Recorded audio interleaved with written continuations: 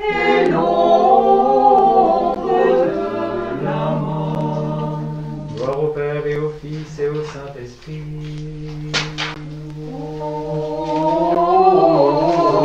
Orient, viens éclairer ceux qui sont dans les ténèbres et l'ombre de la mort. Et maintenant et toujours et dans les siècles des siècles. Amen.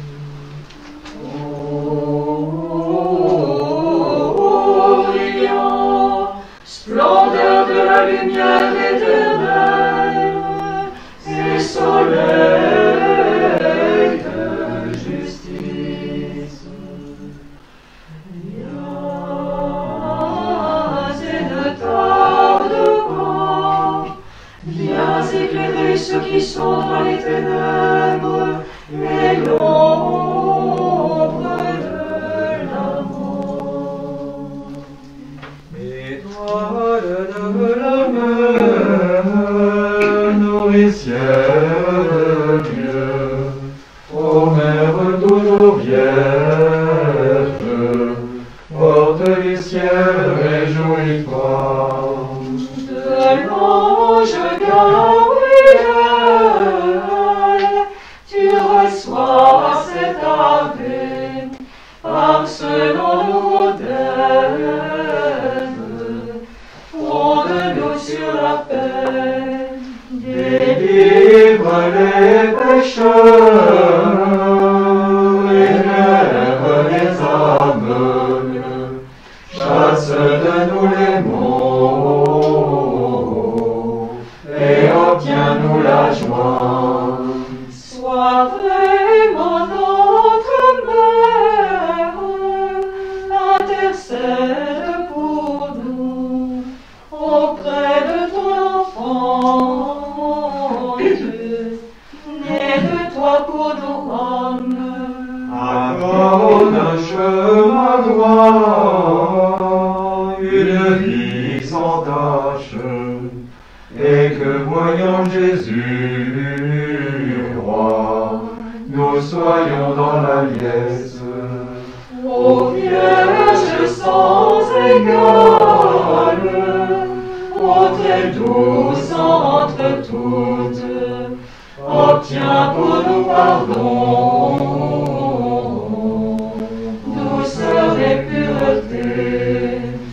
Louange soit au Père et au Christ notre roi, honneur au Saint-Esprit, unique Trinité.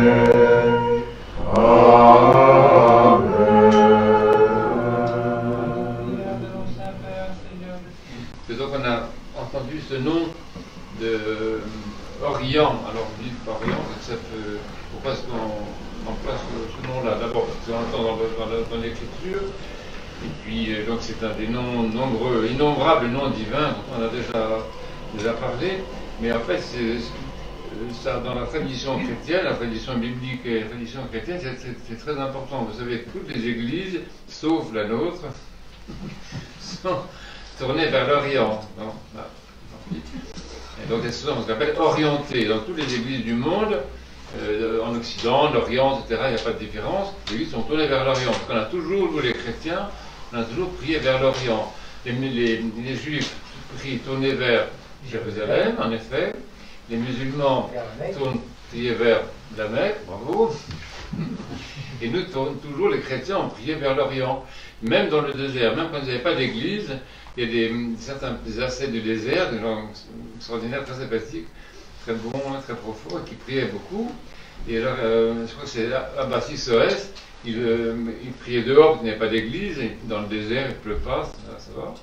Et le soir, il se tournait vers l'Orient, et il priait toute la nuit, les mains levées, et le matin, je le trouvais toujours priant vers l'Orient, mais avec le soleil qui s'était levé devant lui. Et ça, c'est...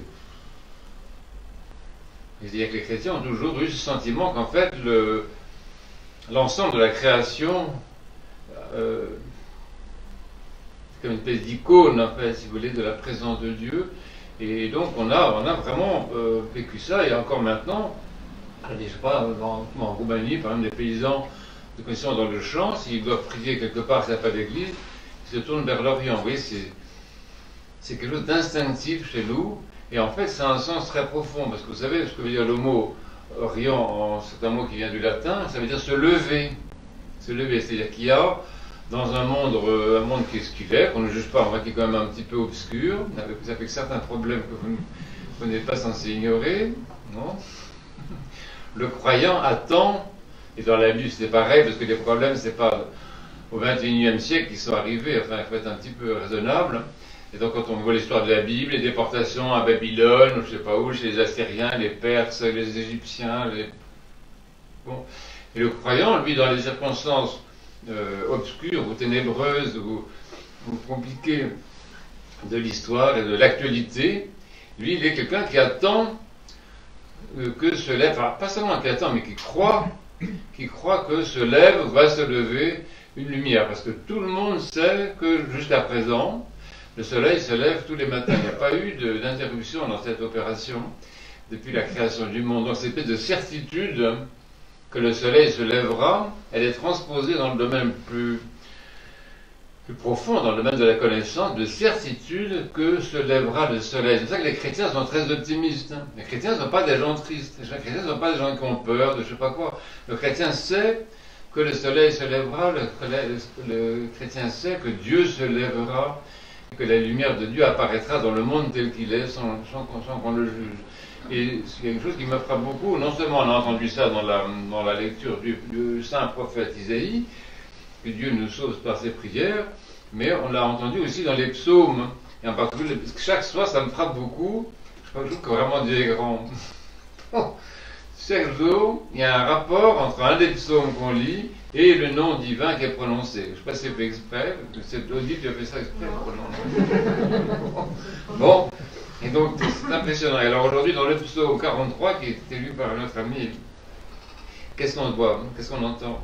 Au verset 20, alors il y a tout le psaume qui est très, très bien, évidemment. Et on arrive à la fin. Il y a un verset qui est effrayant, on dit « À cause de toi, nous sommes mis à mort tout le long du jour, on nous traite comme des brebis de boucherie. » Donc c'est pour juste décrire un petit peu la situation catastrophique dans laquelle se trouve le peuple de Dieu. Et le verset suivant, « Éveille-toi, éveille-toi, pourquoi dors-tu, Seigneur ?» Et ensuite, écoutez bien, « Lève-toi, et ne nous rejette pas pour toujours. » Et ensuite, pourquoi détournes-tu ta face? Pourquoi oublies-tu notre misère et notre tribulation? Ça, c'est quand même l'inquiétude. On se dit, ça dure un peu quand même, les épreuves. Car notre âme est humiliée dans la poussière, notre ventre est collé à la terre. Et le dernier verset, lève-toi, Seigneur, viens à notre aide et rachète-nous à cause de ton nom. Donc vous voyez, il y a ici vraiment un thème qui est très important et qui justifie, si vous voulez, notre attitude de chrétien dans le monde, dans l'actualité, dans l'histoire. Nous sommes des gens pas comme les autres, pas les chrétiens, les gens de la Bible. On n'est pas comme les autres. On n'est pas comme les autres parce qu'on a justement cette certitude que le soleil va se lever. Et il y a aussi un passage très intéressant dans l'évangile que vous connaissez certainement.